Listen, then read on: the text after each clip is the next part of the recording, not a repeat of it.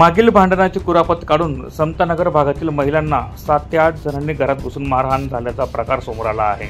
या प्रकरणी आरोपींविरोधात कठोर कारवाईची मागणी पोलीस अधीक्षकांना दिलेल्या निवेदनात पीडित कुटुंबियांनी केली आहे।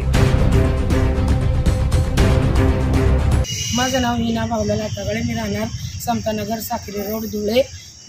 माझ्या घरी येऊन सनी रतन शंकर आणि चेतन पुनीत कांबळे आणि अजय दुर्गे या 6 जणांनी आमच्या घरामध्ये घुसून सनी माझ्या बहिणीला कुऱ्हाडीने मारहाण केलेली आहे।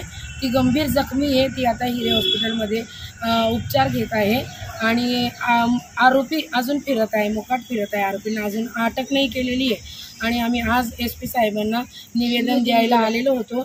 SP साहेबांनी ताबडतोब ॲक्शन घेतले आहे आणि शहर पोलीस स्टेशनला कॉल केलेला आहे।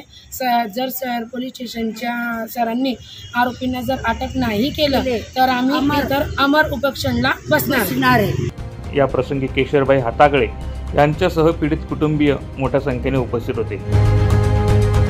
प्रतिनिधी सुनील निकम, माझा महाराष्ट्र न्यूज, धुळे।